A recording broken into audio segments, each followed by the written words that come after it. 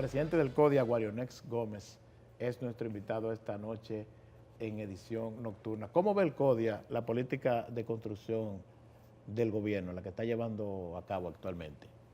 El gobierno realmente tiene un plan amplio donde tiene un buen desempeño en lo que tiene que ver con las políticas sociales, especialmente en los temas que tienen que ver con las edificaciones escolares, con la aplicación del 4% para la educación, las estancias infantiles, y que vimos que recientemente la economía tuvo un crecimiento de 10.6, que evidentemente se debe a esas inversiones, y tomando en consideración también que el sector privado también es un gran aliado, y que debido a la confianza que se ha sembrado en el país, pues la gente está invirtiendo.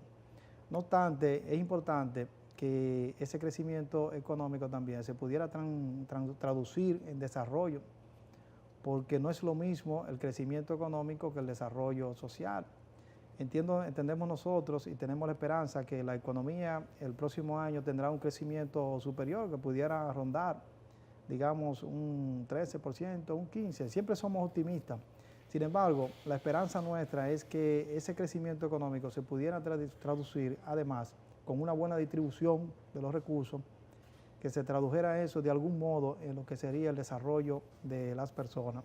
Es importante señalar, y no quiero dejar pasar la ocasión, el gran interés que tiene nuestro colegio en que de una vez por todas ya se apruebe la ley de ordenamiento territorial, que ha sido un anhelo de muchos sectores, un anhelo de las personas que tienen conciencia y que saben que de no aprobar esa ley estaríamos nosotros durante muchos años viviendo en el caos, en lo que tiene que ver con el transporte, el tránsito, la movilidad, en lo que tiene que ver con el buen uso de los recursos naturales, pero también en lo que tiene que ver con los límites de los municipios y las políticas sociales que lleva el gobierno.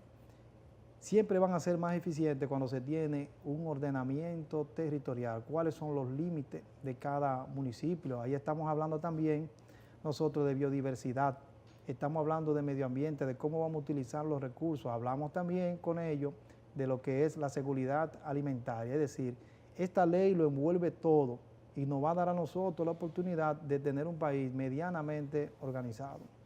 Esa ley fue aprobada en una de las cámaras, ya tenía mucho tiempo. Un proyecto que presentó el Ministerio de Economía. No sé si el CODIA tuvo alguna participación en la elaboración, si hizo algún aporte. Sí, nosotros aportamos ahí, estuvimos en la conformación de esa ley con nuestro técnico, Franklin Labur, que fue un promotor, vamos a decir, en la parte técnica de ese proyecto. Estuvo con nosotros, trabajamos durante varios meses aportando como institución, porque es nuestro papel, aportar, contribuir a que las cosas cada día sean mejor. ¿Qué es lo que ha detenido la aprobación de esta pieza? Lo pregunto porque ya parecía que había consenso en torno al proyecto y veo que ya en medio de las discusiones en el Congreso, aquí se dan los procesos a veces a la inversa, debe haber debate, luego aprobación. Aquí a veces se da la aprobación, como pasó ahora con las leyes electorales, y luego se da el debate. Entonces, siempre es bueno debatirla, discutir, hacer una discusión lo más amplia posible de cada proyecto para que entonces después no haya objeciones. Pero ¿qué es lo que ha detenido este proceso? Varios sectores, después que ya estaba el Congreso y parecía que había consenso, sectores industriales, empresariales, han advertido de que hay algunos aspectos que todavía hay que revisar e incluso han pedido prácticamente que no se apruebe ahora. ¿Qué es lo que pasa? ¿Qué es lo que hay? ¿Qué es lo conflictivo de este proyecto? Vamos a iniciar primero. Y todos coinciden en que es necesario tener un ordenamiento. Vamos a iniciar primero, así rápidamente, de cómo se originan los asentamientos. Ustedes saben que nuestras ciudades han ido creciendo de manera, vamos a decir, desorganizada. Cualquier lugar se origina un asentamiento, ahí entonces vienen luego los servicios, viene una empresa, viene una fábrica, luego viene al lado, te colocan, por ejemplo, una urbanización que tiene toda su documentación. Es decir, cada uno de esos movimientos generan intereses. Estamos hablando de derechos de predios, estamos hablando de derechos de propiedad. Y entonces, ¿qué sucede? Que un Estado de Derecho, valga la redundancia... Cierto, los efectos de eso, ese desorden, se ven, por ejemplo, con estos incidentes que han ocurrido, explosiones en la ciudad. que le voy a tocar ese Pues punto. en parte también por eso que tú señalas. Entonces, como hay tantos intereses ahí, evidentemente, cuando tú vives en el caos, porque no es lo mismo tú iniciar organizado, a tú desde el caos entonces propiciar la organización. La gente siempre se resiste porque tú tienes que tocar intereses. ¿De qué estamos hablando nosotros? Estamos hablando que hay zonas, por ejemplo, que tienen una alta vocación agrícola y que en estos momentos la están utilizando, por ejemplo, para proyectos habitacionales, porque probablemente la actividad agrícola es menos rentable para los inversionistas que tienen posesión sobre estos terrenos. Para mencionarte algo, entonces siempre la gente se va por la rentabilidad. ¿Qué te quiero decir con eso? Para no abundar mucho sobre eso, es que hay muchos intereses. El que tiene un predio y tiene una industria, probablemente en términos logísticos le conviene estar ahí porque está más cerca del punto de distribución, pero hay que tomar una decisión, por lo que usted decía hace un momento.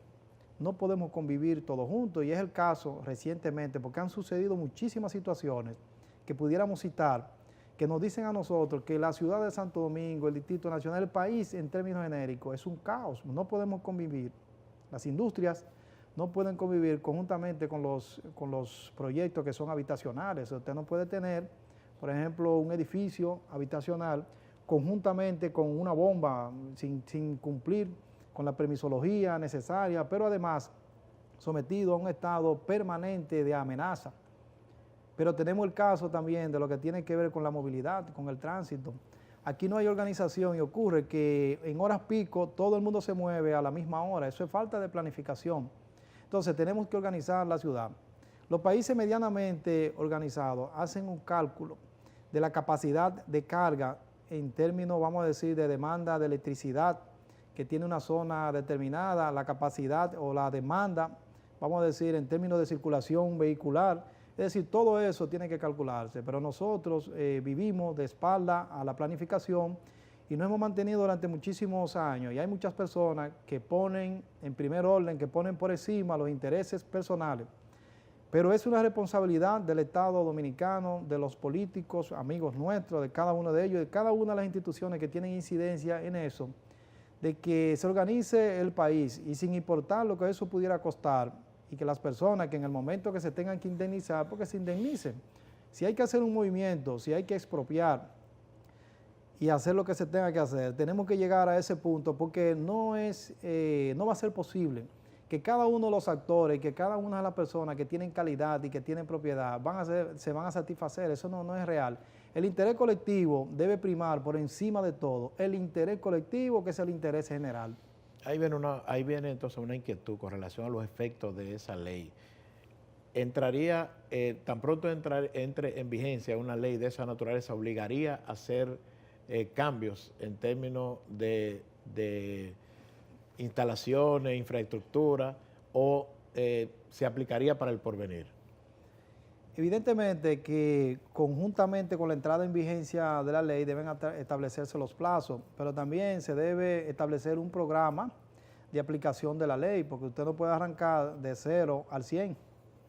Nosotros entendemos que lo primero es aprobar la ley y luego establecer un reglamento para su aplicación, pero la ley debe ser aprobada, es lo primero, es el primer paso. Para dar el paso 1000 tenemos que dar el primero. Bien, nos queda un minuto, pero nos gustaría saber qué estudio que ha hecho el CODIA últimamente con relación al tema de la vulnerabilidad ante la posibilidad de sismo y las estructuras de nuestro país, si pudiéramos resumir. El CODIA ha estado muy activo en los últimos años y tal es el caso. Para citar, ustedes recordarán que nosotros hace aproximadamente un mes y algo hicimos un pronunciamiento con relación a las torres que se estaban construyendo en Macao, pero fue un informe técnico que dimos cuando sucedió eso, porque el CODIA, la gente está muy pendiente de lo que dice el CODIA, pero tal es el caso, por ejemplo, del terremoto que sucedió en Montecristi. El CODIA hizo un estudio también y dio al conocimiento de la opinión pública lo que sucedió allí. Pero en el caso también del movimiento telúrico de 5,3 que sucedió en la zona este y que afectó grandemente la zona del Ceibo, pero también Higüey y toda esa zona cerca de la isla Saona, que fue que ocurrió, también enviamos unos técnicos allá, que son 2 ingenieros civiles con un alto perfil académico, para esos fines, especialistas en estructura, y un arquitecto también con una buena formación. Ya tenemos el informe lo tenemos en nuestra oficina, habíamos recibido un informe preliminar y el informe preliminar decía que esas estructuras que fallaron, la mayoría de ellas eran estructuras viejas, que habían sido construidas, muchas de ellas sin tomar en consideración las normas sísmicas, que fueron endurecidas a partir del terremoto del 2011 de la isla, que mucha gente le llama el terremoto de Haití, pero que es el terremoto de la isla, porque de algún modo vivimos todos sometidos a las presiones de las fallas tectónicas. El CODIA se mantiene permanentemente generando opinión, pero opiniones creíbles.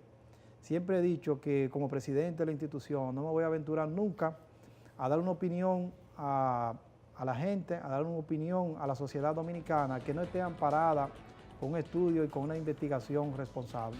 Bien, agradecemos la participación de Guarionex Gómez, presidente del CODIA, a ustedes su sintonía y mañana estaremos de nuevo con ustedes, Dios mediante, en una nueva versión de su programa Edición Nocturna.